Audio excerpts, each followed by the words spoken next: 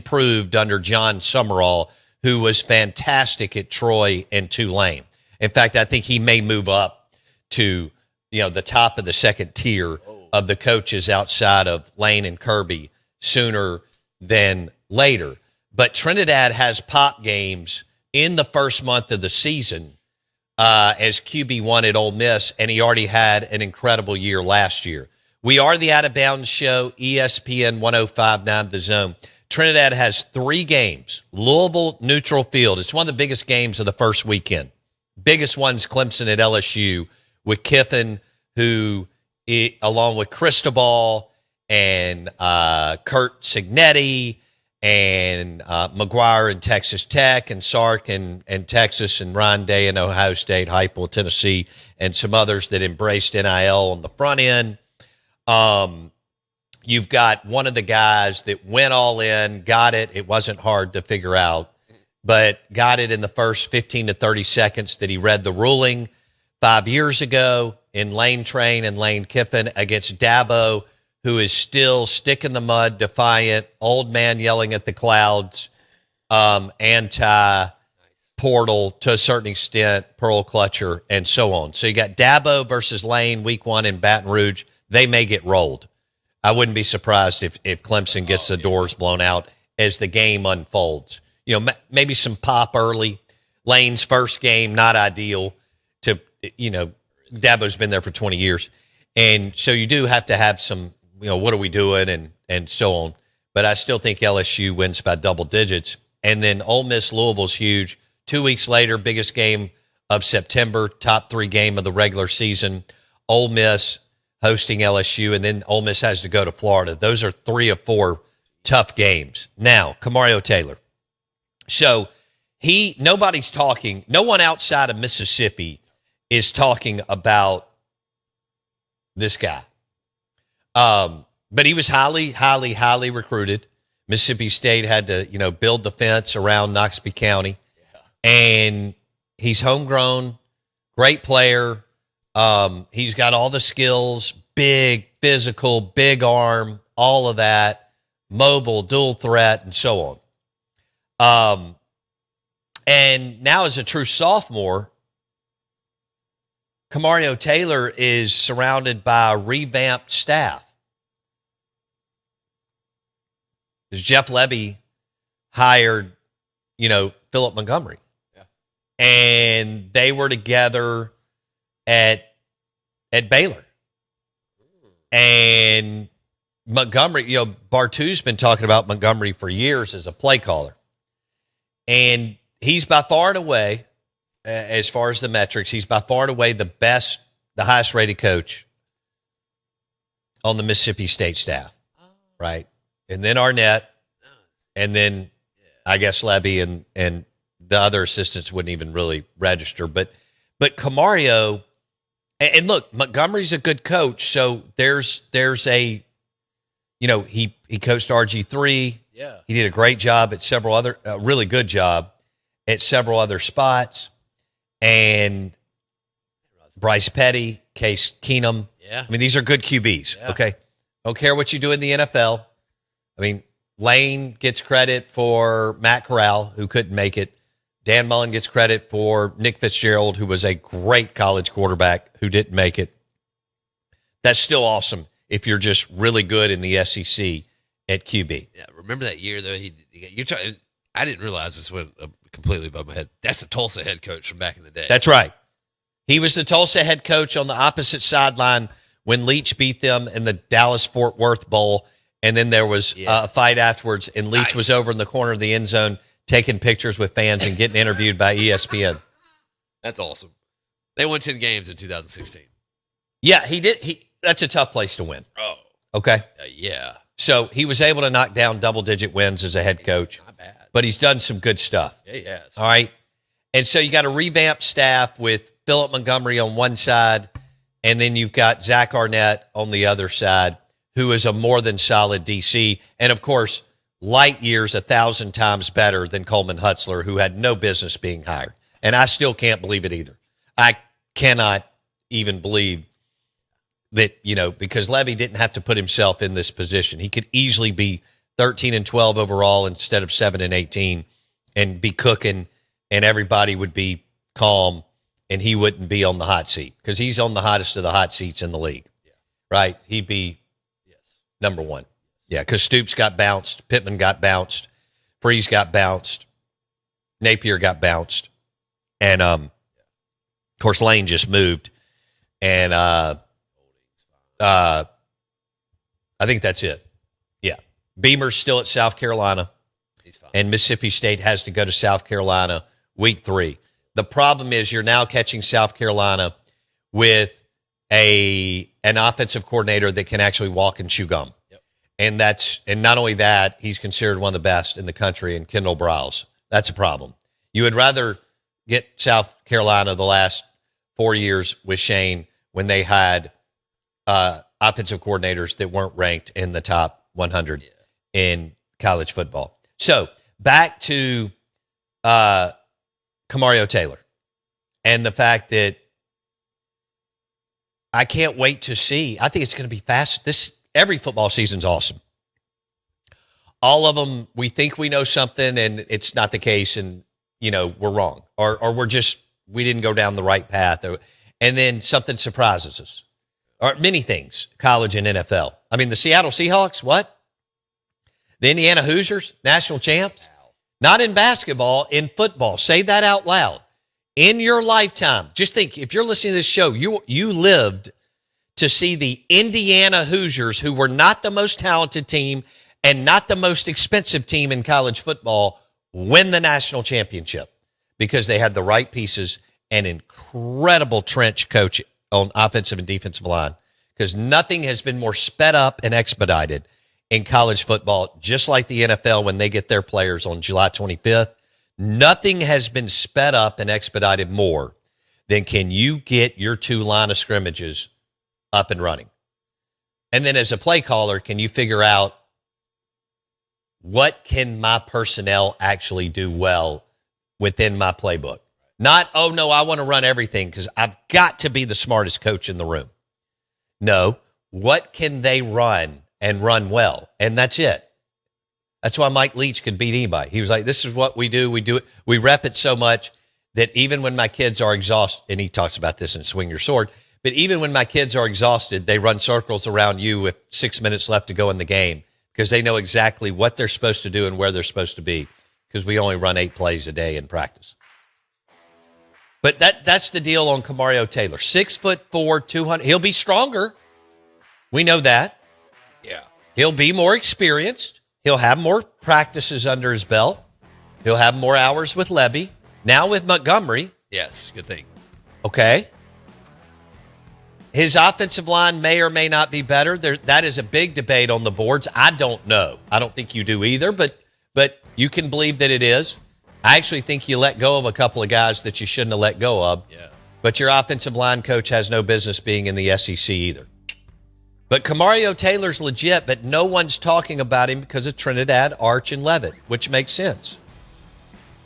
Bring it on the text line, 601-885-3776, powered by Philip M. Steakhouse on the property of Pearl River Resort.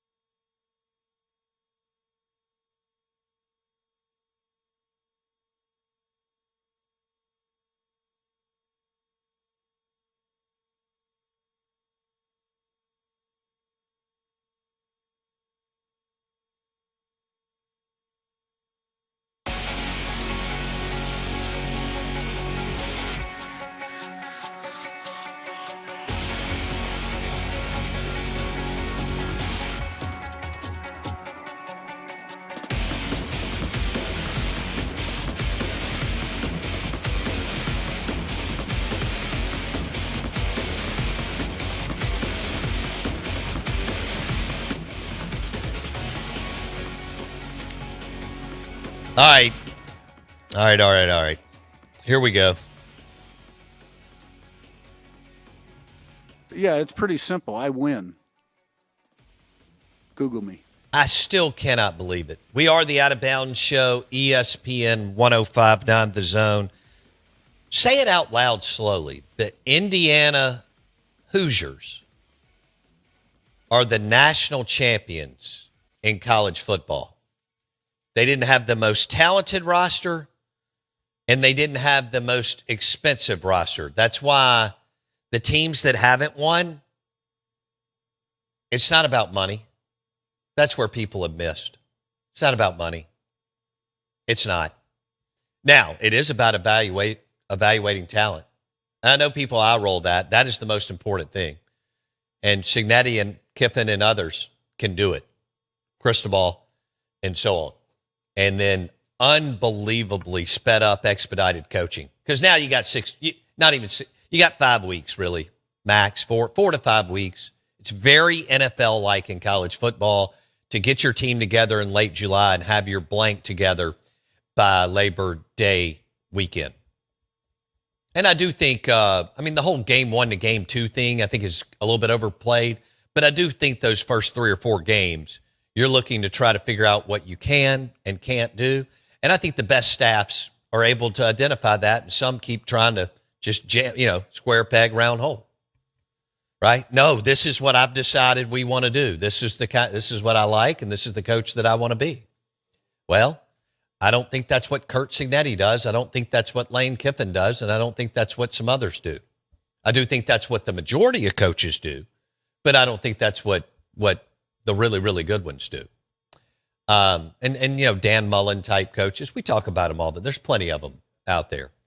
The bottom line is, what can my personnel this year do within the parameters of our playbook? You kind of break out your playbook. All right, they're really good at this and this. Let's just throw everything else out. Only get so many hours with them a day. What can they do? What can they handle, especially under intense, immense pressure of third downs and fourth downs, and then, of course, as the clock ticks and we get to 15 minutes in the fourth quarter. We're live in the Bank Plus studio, Indiana.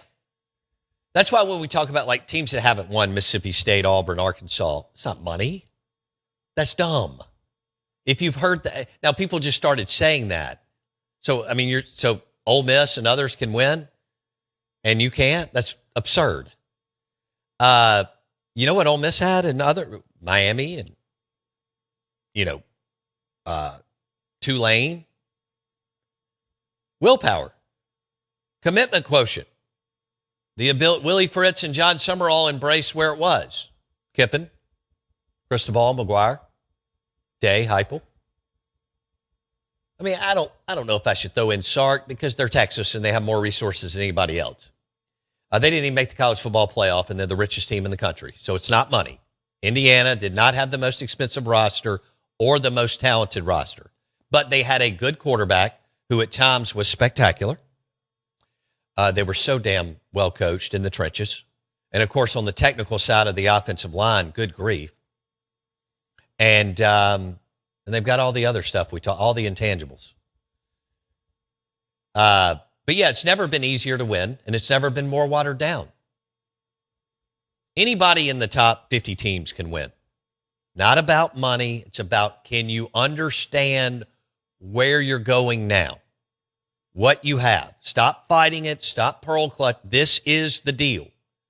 Either go all in, and what I mean by all in is understand first that you've got to evaluate in 15 seconds. And then, your general manager or AGM, all these guys need to be really strong. Boy, if you've got an eye for talent now, like Kiffin and Mullen, you're really valuable. Really, really, really, really valuable. And some of the assistant coaches around, too, are great. No doubt about it. Whether they're coordinators right now or just assistant, they just have that. It's really tough to put your finger on it, isn't it? They just have that ability, as Tony Hughes told me years, just that ability to flip on the and the bottom line is most coaches don't. That's okay. I mean, if everybody had it, it wouldn't be Kurt Signetti special, right? If everybody had it, you couldn't win uphill the way that coaches have won. Lane won uphill, Dan Mullen won uphill, and so on. Rick Stansberry won uphill. If everybody had it, that doesn't make sense. So can you evaluate and then coach on the fly? Can you coach on the fly? Whatever you did 5 years ago has to be scaled down and expedited. The NFL has been doing that for years. They get a new team, at least 30% of the roster shuffled out, 30% of the roster shuffled in. You get a couple of OTAs, everybody gets together July 25th. It's a race. Second week of September. Who is the best at preparation, teaching, and teaching the right stuff? I mean, everybody practices. Every team in high school and college and the pros practice hours and hours and hours. I think the overwhelming majority don't practice on the right stuff. Intent, whatever you want to call it. Businesses too. Have you been with a business, or how many businesses do you know they focus on the wrong stuff? Because it really comes down to 1 to 3 things every morning. It does every day. That's it. Instead of chasing, but I want to do this over here. Yeah, but what is the main thing? For us, storytelling and content, connecting to our listeners and our partners. We are the Out of Bounds Show, ESPN 105.9 The Zone. And we want to welcome in an awesome new partner, client, MAIS. Now, we talk about MAIS teams all the time, like Bryce Chance went to an MAIS team, Jerrion Ely, Dakota Jordan, MAIS, unbelievable schools and coaches. And whether we're talking MRA or Hartfield or Prep or Jay or Park Lane or Pillow, we're excited to welcome in MAIS. When you talk about excellence in academics, MAIS, athletics, MAIS, leadership, and preparing students for the next level, that's all powered by MAIS schools. And they continue to set the standard across the Mid-South. To learn more about their outstanding member schools, visit msais.org. That's msais.org. We welcome in MAIS to the show, and we will do a lot more with them throughout the year. Do we have Richard Karn? Okay. Let me check the text line real quick. Brad wants to know, do I have time, or do we need to drop this, don't we? Okay. I'll tell you about the Tito's Vodka Father's Day prize pack giveaway in a minute. This is Richard Karn, Al on Tool Time and on Home Improvement. We've got another special guest on the show, Richard Karn, Tool Time, Home Improvement, Family Feud, among many, many other things. Super close to Steve Azar. And Richard joins us on the Out of Bounds show. Good morning, my man. How you doing? How you guys doing? Good. So Azar told me you're from Seattle. I am. Okay. So you grew up a rap. First of all, Super Bowl champs. Super Bowl champs this year, and it wasn't a mistake. It wasn't. They earned that. I really feel like they did. Yeah. But I grew up in Seattle before the Seahawks, before the Mariners. Right. We had Sick Stadium there with the Pilots. And but you obviously you went into being a Seahawks fan. Oh yeah. Mariners, Supersonics. I loved those uniforms with Gary Payton and Sean Kemp and those crazy downtown Freddie Brown. Yeah. I had I had my own golf tournament in Seattle for cancer research, the Fred Hutchinson and the Overlake Hospitals, and we also had a baseball game and a basketball game. I mean, I got a bunch of Slick was there, and so was Detlef. We had celebs playing against. That's cool. Pros, yeah. Steve Largent. He was one of the first stars. Largent was he and Zorn. They were like the first cool couple. Yeah. The two guys that could pass and catch and just know each other's mind. Yeah. What year did the Seahawks? Jackson, will you look that up? What year the Seahawks? I should know this, but when they got, I'd like to know when they got all three franchises J Money. Tell me when the Seahawks, the Mariners, and the Supersonics, whatever it was chronologically, tell me when they were dropped. I think it was the Seattle. Supersonics first, but Okay. I could be wrong. Oh, y'all may have scored the Supersonics maybe early in the 70s or something like that. And maybe we're going to get them back, or at least a facsimile. You're right. You know, there might be a team going back to Seattle. Yeah. Okay, Mariners were 77. And so when I was in college in the 90s, I can remember watching Buhner, A-Rod, Griffey, when they went on that run in the mid-90s and they had those teams that were battling the Yankees. That was a ton of fun. Yeah, yeah.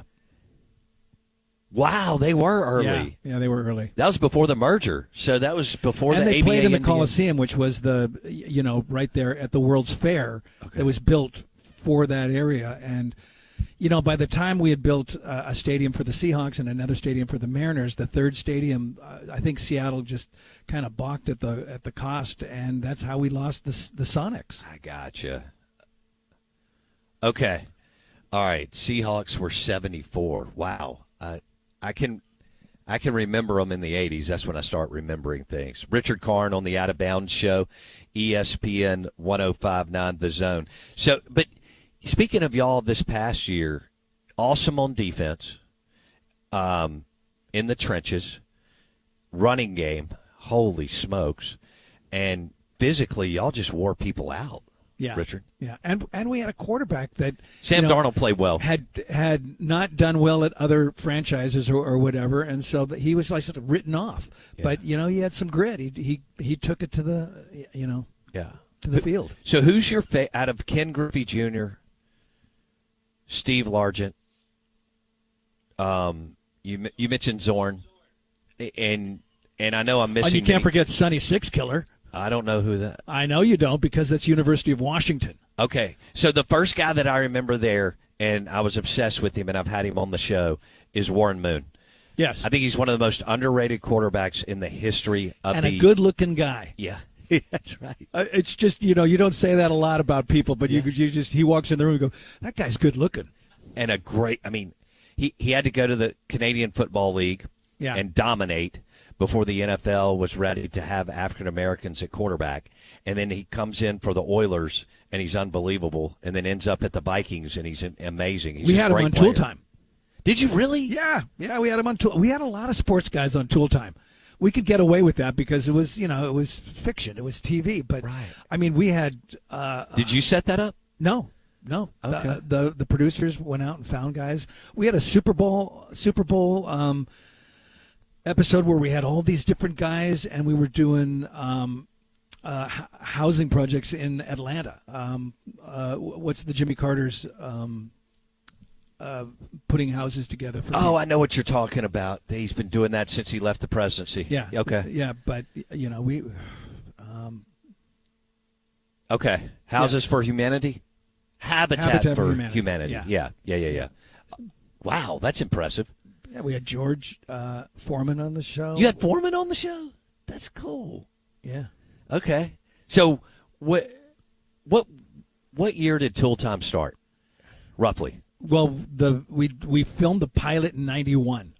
Okay. In April of '91, and then it has to go through the gauntlet of advertisers, whether or not the show's going to get picked up, Right. This and that, and it got picked up, and we started filming in July of '91.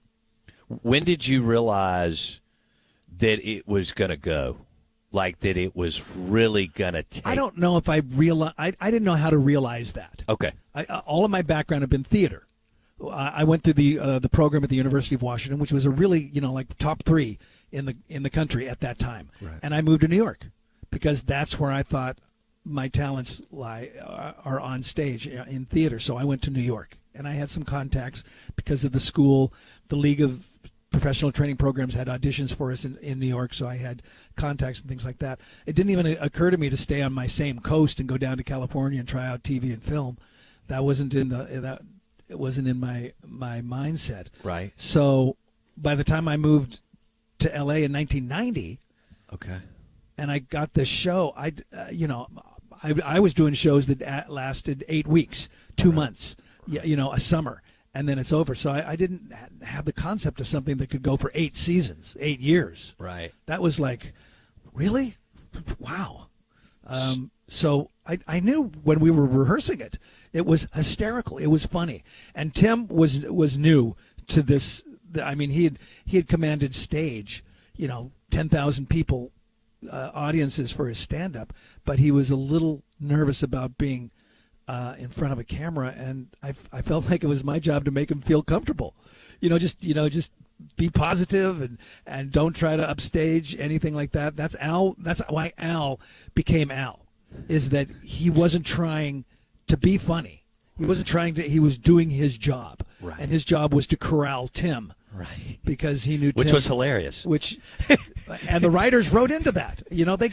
I got to help. Everything y'all did was funny. Yeah, well, that's because I'm funny. Right. But I don't say that as an ego. It's just I'm funny, Right. and I know when not to be, when to be funny so that the other guy can be funnier. Did you, and we're visiting with Richard Karn on the Out of Bounds show, ESPN 1059 The Zone weekend. Richard Karn joining us on the Out of Bounds show. Before y'all were cast, did you know Tim Allen, or did you just get cast in it and then y'all met each other? I met Tim at the table reading. Wow. Now I did go and watch his Men Are Pigs video tour on Showtime, I think it was. Okay. And I'm watching him, and he's doing the whole thing about going to Sears and eating dinner with his brothers and grunting, that whole thing, and it was funny. But I had met the producers, Matt Williams, David McFadzean, and Carmen Finestra, in Indiana, New Harmony, Indiana, at a playwrights convention conference, where they were there as mentors to writers, so that writers could hear their works in progress. And I was an actor. I was just there to help them out. And that's when I met those guys. And that was maybe 3-4 years before Home Improvement. Okay. So when I found out about Home Improvement, I call them. Really? Yeah. I said, how come you didn't bring me in? They go, well, you're too much like Tim. Oh, wow. And we need somebody taller. We need somebody older, maybe. Your energies are very similar. And we cast Stephen Tobolowsky, who was the guy from Groundhog Day. Ah, okay. Ned, the life insurance salesman. And that's who they wanted, somebody older, taller, different than Tim. But then Stephen was doing a play in New York and couldn't do the pilot, so they called me back. Carmen calls me and goes, so Rick, do you still have that beard? And I go, yeah. She says, well, we might want to use you for the pilot. I go, great, because my wife is pregnant. and I'm going, and this is a great job. I've never done a pilot, so I didn't have to go through network people, sitting there watching you and, right. Well, he's too fat, he's too his voice, that's weird. All that kind of stuff. I just stepped in and was there in the background as Al Borland. He didn't even have a last name. He was just It was Al. just Al. And the character's name in the script was Glenn. So Stephen was going to come back and play Tim's assistant, Glenn. And I'm just stepping in as Al for the pilot. Unbelievable. So how we're visiting with Richard Karn on the Out of Bounds show, ESPN 1059 The Zone. You mentioned theater and Broadway prior to getting your break with Tim and that group in 1991. Yeah. How competitive, when you left the University of Washington and you got going, how competitive was theater and Broadway in New York? It's so big that you can't think of it in that term. Okay. You can't. Otherwise, you are just, you will be shivering in your apartment and afraid to go out. Right. There's just so much. Every year, new groups of actors are coming in from school and like that, or not school, just showing up. And I moved to New York, and I got a Michelob beer commercial my first week. What? I know. Weekends were made for Michelob back in the 1980. Okay. It was the campaign, and my first week I got a Michelob beer commercial, paid my rent for 2 years, and I'm thinking, oh, well, this isn't hard. And then my agents are setting me up for something on Broadway, and so I'm going up against Tim Curry for Amadeus.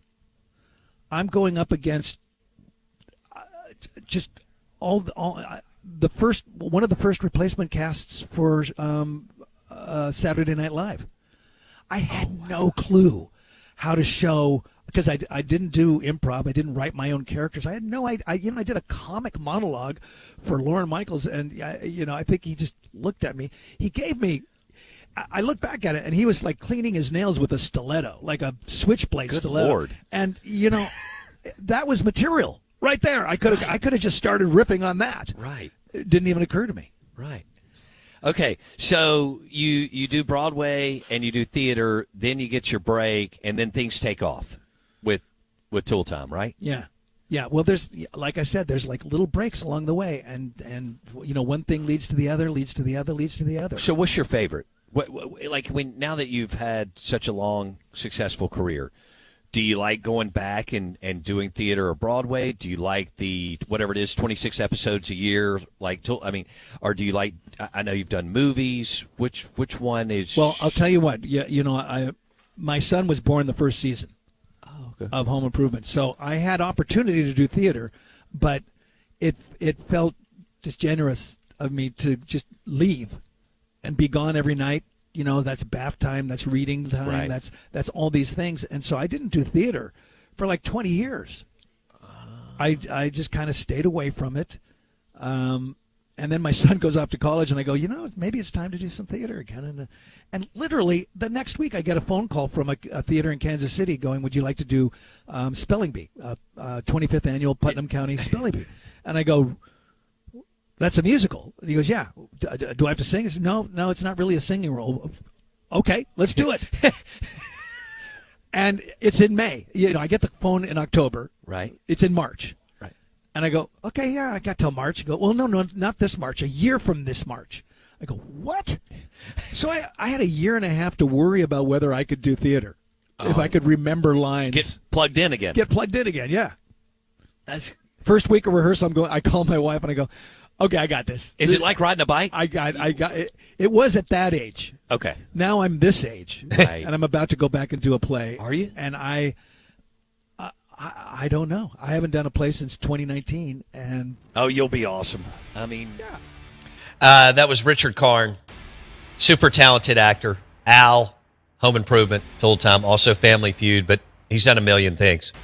He was at the Steve Azar Delta Soul charity golf event, and we've hit it off the last couple of years. Got him on today. Got him on last week. It was awesome. I hope you enjoyed it. The rest of the interview is on Spotify.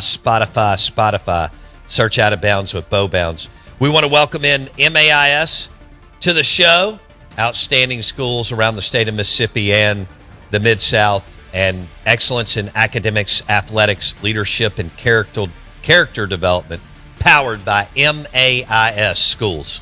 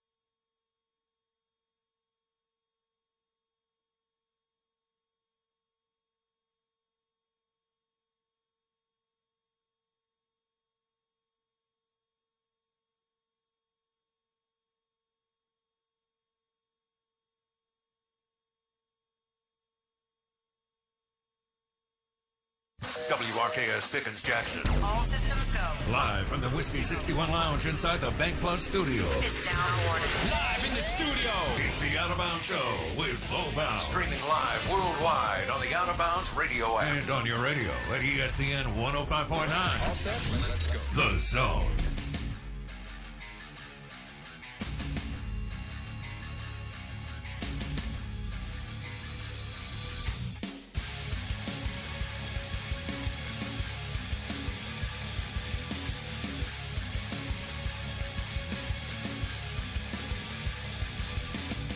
Woo! Good morning. We are the Out of Bounds Show, ESPN 105.9 The Zone, brought to you by Pearl River Resort and our friends at the Golden Moon Casino Sportsbook, at Phillip M's, at Geyser Falls, and Dancing Rabbit Golf Club. PearlRiverResort.com to make a reservation. Fair season is here. That place is going to be a party. If you go to Phillip M's over June or July because of the fair, just having a ton of fun, make sure to start off with the saffron chowder and then get into that. They do a seafood tower that's fabulous too, but and then you can get into the bone-in ribeye and the Elijah Craig bourbon old fashioned. Tito's Espresso Martini. Let's talk about the Tito's Handmade Vodka Father's Day prize pack. We've got a Tito's Dog Bowl. Those are always popular. It's good looking. That's part of the prize pack. Tito's Dog Bowl. Yeah. We got some Tito's koozies and other, fun merch. Then we'll do a Whiskey 61 trucker's hat, which is damn good looking, and 2 rounds of golf to Dancing Rabbit Golf Club. Nice. How do you enter to win? Well, on the Dancing Rabbit Golf text line, you answer 3 questions. How are you listening to the show? 105.9 The Zone or streaming? Where are you listening from? And who's the best TV dad of all time? Who's the best TV dad of all time? We had James Evans from Good Times. Yeah. Oh. Red Foreman from That 70s Show. Ward Cleaver, Leave It to Beaver. Mike Brady, the Brady Bunch. Philip Banks, Fresh Prince of Bel-Air. Al Bundy, of course, Married with Children. Andy Taylor, The Andy Griffith Show. Yeah, obviously. Danny Tanner, Full House. Obviously. Homer Simpson, The Simpsons. Tim Taylor on Home Improvement. We just had Richard Karn on. Or we just played an Richard Karn interview. There you go. So, which I thought he ruled. Was fire. He ruled. Yeah. He was really good. Yeah. But Hank Hill deserves to be on that list. Okay, I don't know if he's on my list, but we already got a vote on the get one? Golden Moon Casino text line. Nice. I want to tell you about speaking. So that's how you enter and you could win. Yeah. Okay. Yeah, it's a great Tito's Father's Day prize pack giveaway. Fun. Taste Italian Kitchen's doing a Father's Day dinner this Saturday. Oh my gosh. It's ridiculous as far as the menu. And go to tasteitaliankitchen.com. Go ahead and book your reservation. Beautiful restaurant in the Renaissance. Father's Day dinner pairing with fabulous bourbon and or whatever you want to do. You can go either way on that. But they have created a special Father's Day menu at Taste Italian Kitchen for this Saturday night. Go ahead and book your reservation, tasteitaliankitchen.com. Couple of different ways you can get in touch with us. Find us on X at Bo Bounds, and the Dancing Rabbit Golf text line is 601-885-3776. Yesterday, Drew from Clinton won the Elijah Craig Father's Day prize pack. I thought it was good. I do want to give a shout out to Luke Abney in the Rogue Men's Store. Buy one, get one. I'm sorry. I got to make sure I read this right. Yeah, whoa. Yeah. Before Luke freaks out. Yeah. I had it in front of me. And so follow the Rogue on Instagram. The Rogue JXN. Rogue is, I think most of you know this, ROGUE, The Rogue JXN. All right, so Father's Day deal. Buy any item at regular price and receive 50% off your second item. Let me say it again. The Rogue Men's Store, Father's Day deal. Buy any item at regular price and receive 50% off your second item at the Rogue Men's Store. Follow them on Instagram at the Rogue JXN. So they've got great, I'm looking at a picture here. Great looking shorts, really good looking knit shirts. The shoes, I see Martin Dingman. I see Wolf and Shepherd. I think that's a Peter Millar. So at the Rogue JXN on Instagram. At the Rogue JXN on Instagram. All right. Straight Funk, what are you doing? I'm getting a bunch. Oh, what? There's a lot of, yeah. There's a lot of good TV dads. John Goodman from Roseanne. I like John Goodman. Okay. We got another Al Bundy. He was legendary and iconic and played the role. First of all, good TV writing, and he was really good. Listening on the radio from my car, Frank Costanza. All right. Uncle Jesse of Dukes of Hazzard. Okay. Al Bundy again. I love Frank Costanza. That's a good one. You like that? Yeah, I like that guy. He always tripped me out. Okay. He's a good dude. Yeah. Do you have a little Frank Costanza in you? Yeah, sometimes. Sometimes. Yeah. Just depends on the day. I have a lot of George in me sometimes, too. Yeah. All depends. Sometimes you need serenity. Sometimes you need serenity. I like that. What you got to have. Golly, I may put that in my journal. I mean, you need it. It's a very imperative. That's what we got yesterday. Sometimes you need serenity. Yeah, got me some yesterday. It's kind of what I think about with Pete Golding and Jeff Levy. Boy, they need a little more than that. Sometimes you need serenity. That's what I'm going to tell them next time. Yeah, I saw Pete Golding at Philip M's a few weeks ago. I should have said that. Yeah, I mean, Pete, sometimes you need serenity. Probably would have been like, you know what? You're right. Yeah. So we were fishing again yesterday. Serenity. Did you fish? Yeah. Did you catch a fish? Did not. Did you cast more than 4 times? I did. Okay. I was at least out there 30, 45 minutes. Okay. Well, Wes brought me a pole. Did he? Brought me a new pole. Look at Wes, He man. sent me out there. He baited me up and everything out there in the parking lot. That's so awesome. I love it. I was like, dude, I'm absolutely going to test this thing out. But I gotta, Did anybody catch a fish with you? Yeah, Kyle caught too. Okay. Yeah, so it wasn't we didn't come up completely short. Who's your friend that can't get up and meet us, but I like him a lot? That's Christian. Yeah.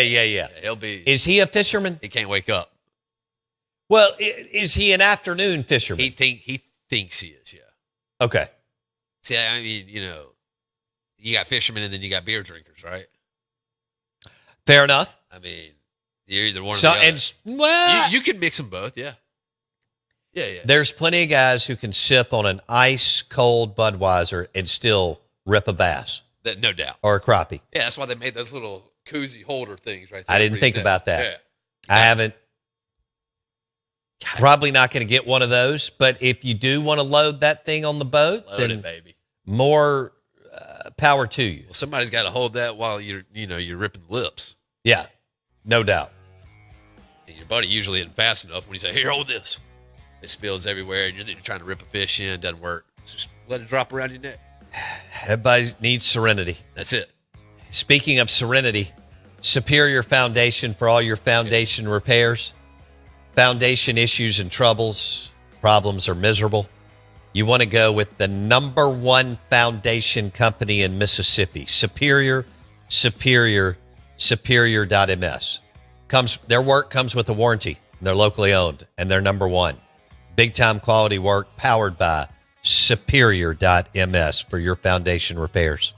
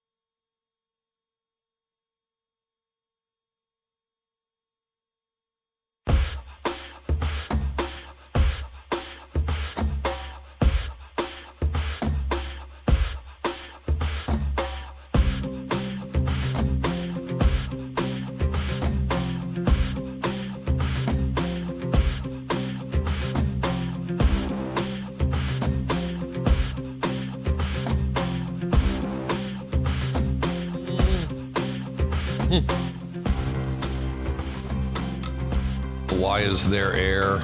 Out of Bounds, ESPN 105.9 The Zone. Good morning to you. Powered by Pearl River Resort.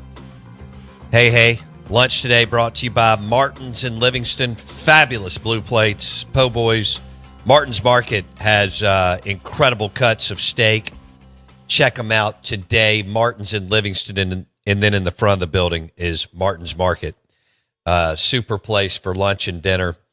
And we love it, and you love it. We love you, and good morning. Welcome in to the Out of Bounds Show, ESPN 105.9 The Zone, brought to you by the Blue Plates and the Fried Oyster Po' Boy at Martin's in Livingston, and the amazing cuts of steak that they have at Martin's Market out in Livingston, too. You can get in touch with us on the Philip M. Steakhouse caller line, 601-885-3776. Find us on X at Bo Bounds. And the Stella Artois caller line is 601-707-3750. Evidently, there's a call to get back into Camario Taylor. And we may do that here in a minute. I can't wait to see what he is. I know he's a talented player. I know his mobility is going to help you. You haven't played with a mobile quarterback.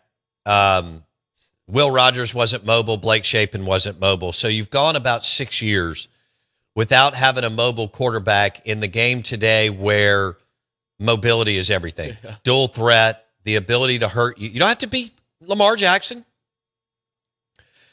You don't. But you have to be a threat to go get the sticks. And what I mean, or the stick. And what I mean by that is you have to be a threat to go get the stick and get the first down and reset them.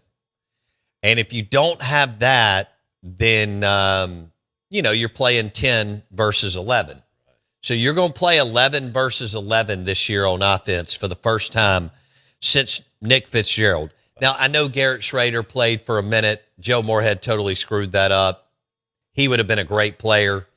Yeah. He was highly recruited out of Charlotte, North Carolina. Luganville knew all about him in high school, living in Charlotte the last 20 years. Garrett Schrader went on to be one of the best quarterbacks in the country at Syracuse, right, where he had nothing around him. I mean, it looked like a bunch of dudes from Swanee. And he ran around and made stuff, and they won a bunch of games. He made stuff happen. But really, since Nick Fitzgerald, you haven't had what you have in Camario Taylor. And y'all are all hoping that, although Dan made Fitz a much better passer, he attempted, 67 passes in his high school career because they ran the wing tee or something over in Georgia. And don't get me wrong, Fitz was, the greatest running quarterback in the history of the SEC and the leading rusher also to date. But Camario gives you the opportunity when it's 3rd and 6 and things break down to go get 7 yards and possibly to break it open and rip off 18 yards and flip the field for your offense. He can also mask the deficiencies of your offensive line, whereas a statue in the pocket is not going to do that unless you run Mike Leach's offense where it's just, dude, bam, short and intermediate, death by 1,000 paper cuts. We're going to get them. And then eventually we'll take a shot because we're just going to run them all over the field. Yeah. Camario at 6'4", 230, he can truck some people. And he proved that in the Arkansas game when Mississippi State was down 17 points and Blake Shapen got knocked out of the game and Camario led them to 2 touchdowns on the road. Was Arkansas good? No. Did they have some pretty good athletes in spots? Yeah. And I think when you look at him, what's the yardage what if he dropped 600 yards on the ground, 500 yards on the ground, maybe more than, could be, I don't know which way you move the goalpost there. That's a lot of pressure on the defense.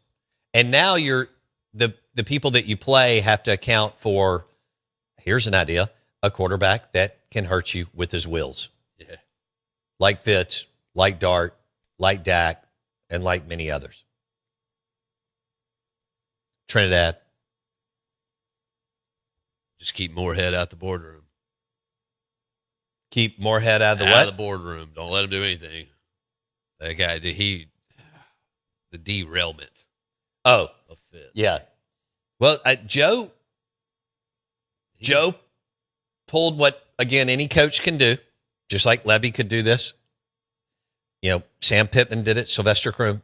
I think you can look it up for me, but I think he dropped a winning season at Akron last year. No way. Or they did something to where he stayed because they were god awful. He was like 4-30 or something. Didn't he go like No 5-7, way. 6-6, 7-5 or something? I don't know. Or rip off a few wins maybe to. It's probably the worst job in the country, but nobody. I mean, people care that he burned your program down. What? But anyway, Like 5-7. okay. That's better than what he's been, but he's 13-35 overall. They had 13-35. Of course, Yeah. Levy's 7-18. And you hired the same guy. I mean, Moorhead had Yes. two years offensive coordinator position experience at Penn State. Levy had 2 years offensive coordinator experience at Oklahoma. Now, I will give Moorhead this. Now, one, he walked into more talent. Dan left a healthy program. But Moorhead hired Bob Shoop, who was the best coach on his staff, including Moorhead, because he was a good defensive coordinator. You know, again, Levy could easily be 13-12 instead of 7-18 today had he hired Zach Arnett. Now, Bob Shoop's has better numbers than even Arnett. Then you may be 14-11, and then people would really be. How much different that'd be. You actually it'd be a full stadium all year almost. Oh, no question. Even if he'd have ripped off 13-12, you would have wouldn't have all the people that have left the party. But if he was 14-11, I mean, you'd have a ton of excitement Well, yeah, going into this season. Yeah. And I really think the only thing that people are excited about is Kamario Taylor. That's right. Well, and I guess Arnett coming back. Yeah, I do get that. I got that last night at dinner. And yeah, I mean, again, he's an upgrade, but I could have driven down the street and hung out at Chick-fil-A this morning, That's which right. y'all know I don't go to Chick-fil-A, especially during busy times, but every now and then I will. But I could have hung out at Chick-fil-A today and found a better defensive coordinator in an hour. Yeah. Out of the 1,000 people that went through their drive-through. And we could have been talking about it while eating chicken minis. Yeah. But you ever had a chicken mini? Man, have I ever. Have you? Man, crush those things. Yeah? I like that. I just want the bread. Ugh. It's all buttery. I don't like the bread. Yeah, give me butter. Put a lot of jelly in there. Oh, yeah, I'm eating. Okay. Love it. I mean, I'll eat a chicken mini occasionally. I got to get the 10-pack. Good God, Yeah, I really? mean, I want How do all you? of And I can eat like one in the morning. Smash those things. Dude, you feel? Ah, I can't. How do you feel afterwards? I mean, when you power through, I feel great. I feel like I accomplished something. Okay. I don't get that feeling much. But when I drilled 10-pack, oh, yeah, I'm good.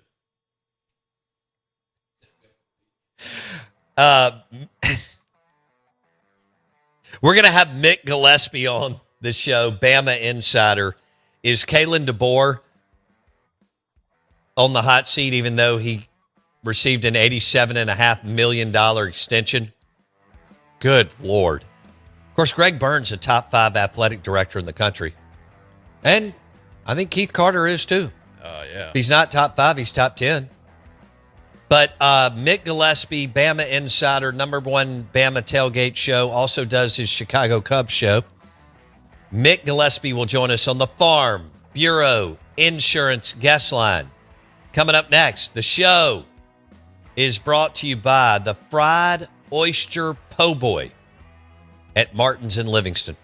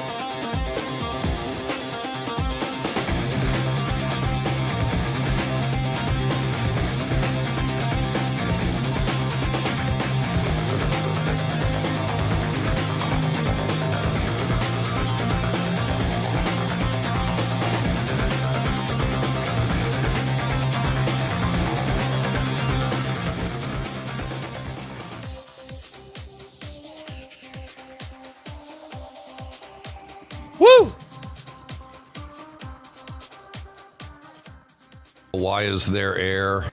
Hey, we are the Out of Bounds Show. Thanks for joining us. ESPN 1059 The Zone. I'm your host, Bo Bounds. We're powered by Pearl River Resort, Geyser Falls, Championship Golf, Dancing Rabbit Golf Club, Philip Bim's Steakhouse, Table Games, Vegas-style sportsbook, PearlRiverResort.com. Hey, good morning. Welcome in. A lot of Kamario Taylor today. And that's the first time that we've done any kind of deep dive for the most part with him. And he is the, I'm assuming all of y'all know this, he's the quarterback at Mississippi State. We've been talking Trinidad Chambliss as we should. He is the big man on campus. You know, he's the biggest thing in the state of Mississippi and will be. He had a great year on a college football playoff team that won 2 games. And they went 11-1, the greatest season in the history of the program. And we're within a whisker of going to the national championship game if Carson Beck doesn't pull the ball down, run to the left, and run into the end zone. Right? And so on the other side, Kamario Taylor, I mean, Bama and Georgia tried to get in with him. Kiffin tried to get in with him. There were others. And I don't know who will be better, Kamario Taylor or Deuce Knight. Kamario's played more because he played last year. Now, it's weird what they did with him or what they didn't do with him. But, you know, here you are. You know that he's got the skills and the raw athletic ability, and he's big and he's fast, can move, make people miss, run over people, all that. He can throw a pretty damn good deep ball, but the biggest question for Mississippi State football, well, there's a couple of them, but one of the top 2 or 3 is how refined and polished will Kamario be by the season? Especially understanding how to check down, just move the sticks a little bit, and what will he be able to process and do in the short and intermediate passing game? Does he have the touch? And is he willing to just take, at that young of an age, what the defense will give you? One thing he'll be able to do is when he's flushed out of the pocket, depending on how bad or how average I think if your offensive line's average, you'll be happy. But depending on how bad or average your offensive line is, he'll have the ability to get flushed out of the pocket and throw the ball while he's scrambling, running around, or run the football. Fair enough? So you're thinking Heisman front runner for next year? That's not what I'm saying whatsoever. But he'll be better. The question that is going to be asked at lunch and dinner and at the beach and the river and the lake for Mississippi State fans who haven't had much or anything to get excited about in football, and it's not their fault. There've just been poor decisions made left and right. But how polished, refined, and what kind of touch will Kamario Taylor have? Because now that you've got a dual threat mobile quarterback, you got a chance the play doesn't have to be perfect anymore. That's where you were. And yeah. Well, he can create. Yeah. Do I need to punch anything over here? Improvise. Oh, okay. Okay. Well, you just let me know. Yeah. Improvisational skills. Is that a word? Hold on. I think it is. Yeah. The ability, because like Trinidad Chambliss and Sam Levitt have the ability to improvise. Creators. That's right.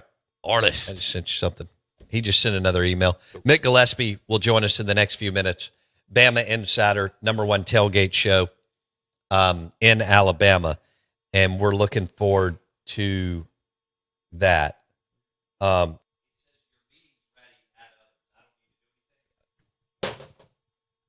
right, we're live in the Bank Plus studio, but Kamario's still an interesting story, even though Trinidad is the talk of the town. Both in now, Arch is he's going to take the oxygen out of the room, and Trinidad. But Trinidad's more accomplished. But Arch played well down the stretch, and he'll be better this year too. Sam Levitt will be better. That LSU talent around him, hell yeah, he will. Because I can promise you, even with Scattaboo 2 years ago, and Scattaboo's a hell of a player, and everybody's, people are excited about Jackson Dart and Scattaboo, and those two guys are rambling wrecks. I mean, they're little maniacs on the field. They're probably going to have to dial that down a little bit. I was listening to McShay and some of his guys, Todd McShay, NFL podcast, and some of his guys talk about how they were like, yeah, Jackson Dart's going to have to get down. And Scattaboo may not need to take on everybody head on like a battering ram. But Kamario Taylor can do that. You also want him to stay healthy. Now, the bowl game was one of the most bizarre things I've ever watched in my life as far as, the team not being prepared. You had spent, $10 million more than Wake Forest or more as far as the NIL, and you were more athletic, and yet you and yet you got boat raced. But Kamario again can mask Levy's deficiencies, Phil Loadholt's deficiencies, your offensive line, and so on. All right, we'll see if we've got Mick Gillespie here on the Out of Bounds Show, ESPN 105.9 The Zone. Mick, what's up, buddy? What's up, man? I'm still here. Can you hear me? I can hear you. All right. Well, probably better for the audience. They don't want to see me right now. Yeah. I'm going to get a haircut, though. They'll probably want to see me in about 30 minutes. Oh, he did? Okay. I got you. You turned it. All right. I turned it. Did you? Did you cut off the video, my man? I don't think so. Let me No, try he says again. he didn't. All right. Well, anyway, have you recovered? All right, so Bama Insider, number one tailgate show in Alabama, Chicago Cubs Insider, which is really cool too. And you were at Delta Soul last week. So my question is, Steve Azar's, big charity golf. It's the most bizarre, eclectic, fun party, and it's totally Delta. Have you recovered? Man, it really took me until yesterday. And I'm not kidding. I mean, that is quite an experience. I noticed that you and your lovely wife kind of disappeared a few times and probably got some rest. Yes. Because I was thinking on the way out of there, on the drive, the 9-hour drive out, I was thinking maybe I need to follow suit on that, instead of insisting on closing everything down. But my body's glad that I took 2 days off of drinking just to kind of recover from that whole thing. I don't know how much Michelob Ultra or Tito's and so on was drank at the Steve Azar Delta charity event, but good God. All right. So what time did you leave the country club for the Friday night party? Did you shut it down? Yeah. We definitely shut it down. What was really cool is Steve was doing his final song, right? And then Greg Valentine, who's the actor that was in King of Queens. Yeah. Not Rick James, but Kevin James. He's his brother. Yeah. And he's in all the movies too, right? I didn't really know. I mean, I recognized him, but I couldn't put my hand on where it was. But Steve's singing. He's got Greg on stage, or Gary on stage. Sorry, Gary on stage. And then he looks at Coker and me, and we're like in the front row, and he's like, "Come on up." Next thing I know, I'm on stage. And Coker's like, I don't know why, but Coker was like talking to the horn section, and and I'm up there, got my arm around Greg, and we're singing, and it was awesome, man. Like, it was just like surreal kind of. Oh, I didn't realize that you and Coker were on the front row Friday night while Azar was performing. No wonder y'all felt so bad. That is so great. I hope somebody has a picture of you and Coker on stage. Oh, we do. Yeah, we've got some. I think there's some videos floating around too. Yes. So. This It is was good. they played that the song that the Red Sox have. Sweet Caroline. Yeah, Sweet Caroline. And so we had to help everyone hold their hands out. That's so great. Mick Gillespie on the Out of Bounds show, voice of the Knoxville Smokies, AA affiliate Yeah. Chicago Cubs, and number one Bama tailgate show. Plus, he's got his Chicago Cubs show.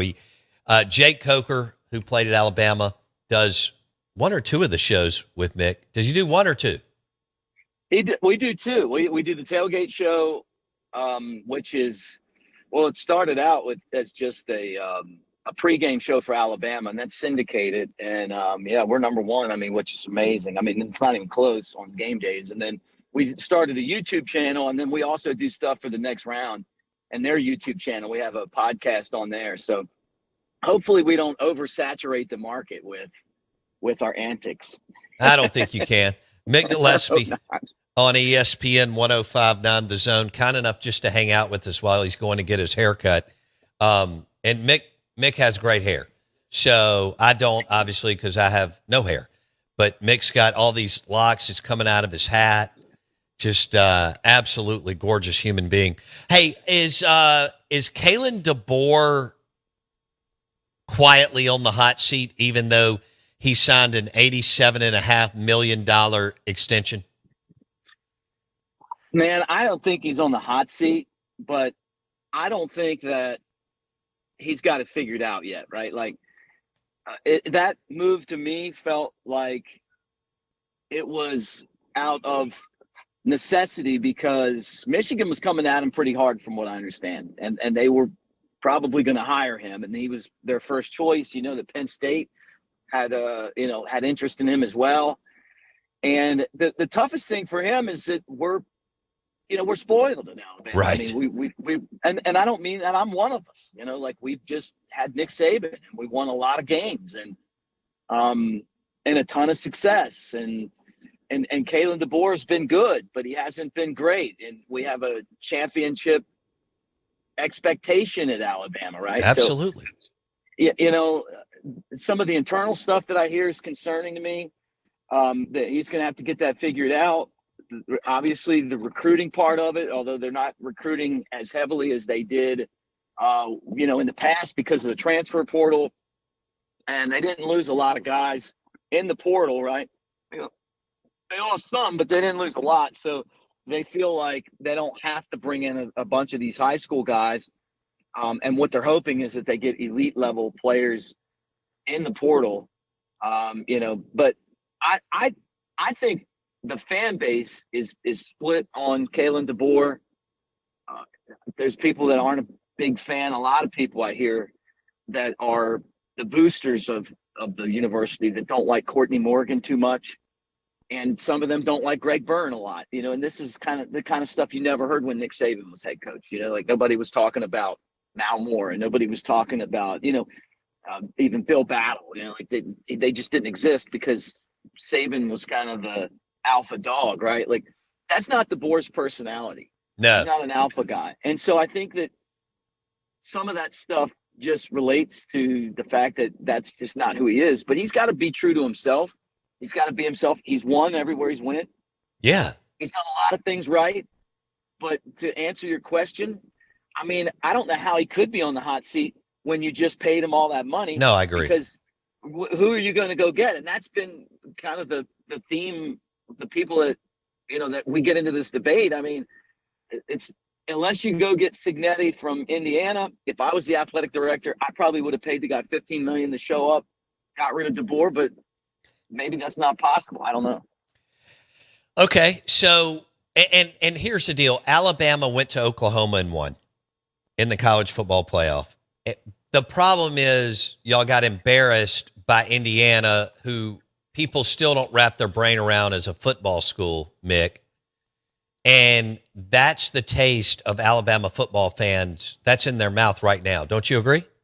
Yeah. I mean, look at the difference in perspective, right? Like, Bama baseball gets to the College World Series for the first time since 1999, which, by the way, my senior year at Alabama, I was friends with the G.W. Kellers and the Andy Phillipses and the The Nice. Jim Wells, the head coach, and Jared Kingery was in my wedding. He was on the 97 World Series team that lost to LSU in the championship game. I remember those days.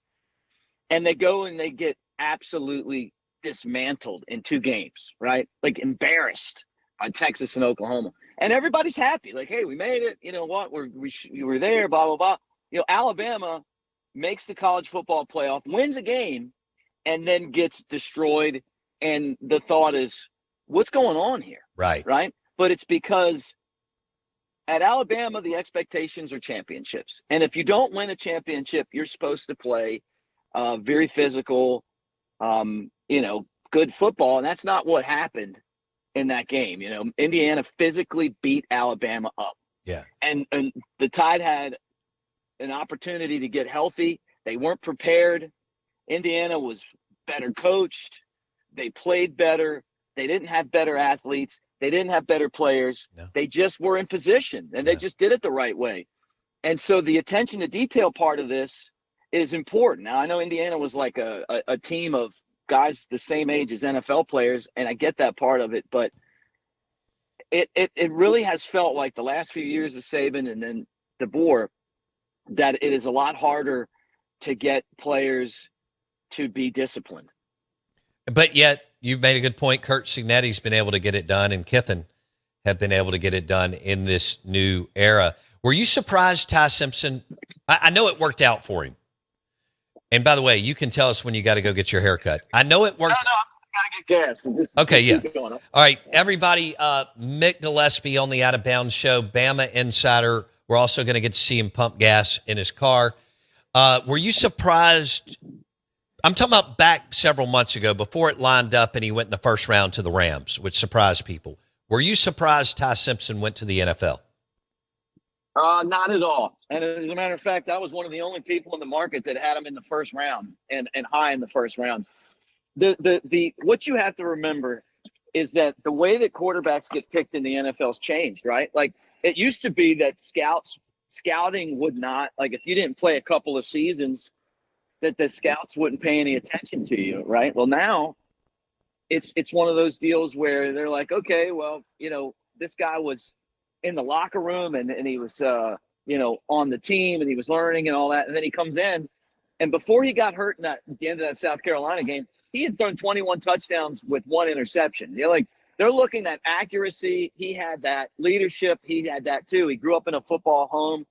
And there wasn't a lot of choice this year. It wasn't like one of these quarterback classes where you're looking around and going, man, there's 10 guys like with like the Marino class in the NFL. Like five starters out there. There's like him and the guy from Indiana. And in a lot of ways, I feel like he was better than the guy in Indiana. The guy in Indiana just had an offensive line and a running game, which he didn't. Right. So I wasn't surprised at all. But it's also one of the things that's great about Alabama football right now, and that is that they have a quarterback room that is unbelievable, right? And the reason why is because you got all of these guys that have stuck around and it's paid off for. Like Mac Jones was behind, Tua, who was behind, Jalen Hurts, who was, and then you look at Jalen Milroe, he's drafted. So Bryce Young. Before that, it's like all of these guys that are in the NFL that waited. And so there's a reward at the end of it at Alabama if you stick around, at least right now. That could change. I mean, you look at all the talent that they have with this year's quarterback battle is really interesting with Austin Mack and Keelan Russell. Russell's the highest recruited player in the history of Alabama football. And he's a sophomore quarterback. And then Mack transferred in to Alabama from Washington with Grubb and DeBoer.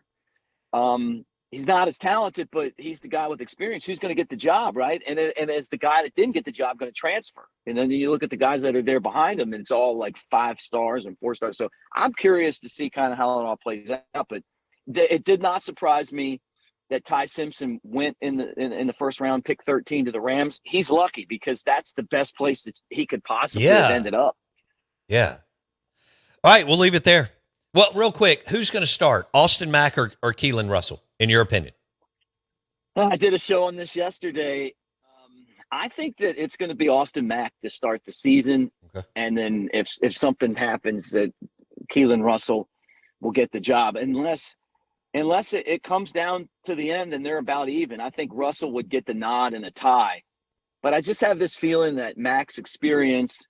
What do they want? They want consistency, and honestly, they don't want a guy making a bunch of mistakes. Right. That's what Ty Simpson did last year to win the job, and I think that's what Mac's going to do to win the job. But long term, it'll be Russell. There's going to come a point where Russell's going to be the guy, and it may be middle of the season, it may be end of the season, it may be before the season. But Mac, I think Mac will get an opportunity. And for our listeners, Mick Gillespie on the Out of Bounds Show, ESPN 105.9 The Zone. Bama doesn't have a challenging game until October 10th. So they play I don't even know if it matters. So East Carolina at Kentucky, Florida State at home, South Carolina at home, at Mississippi State, and then Georgia at home. So I don't think they're going to be challenged until October 10th, whether it's Austin Mack or Keelan Russell. You don't think State's going to give us a fight? I think that's in Starkville. If Kamario Taylor's really good, that may be a game in the second half.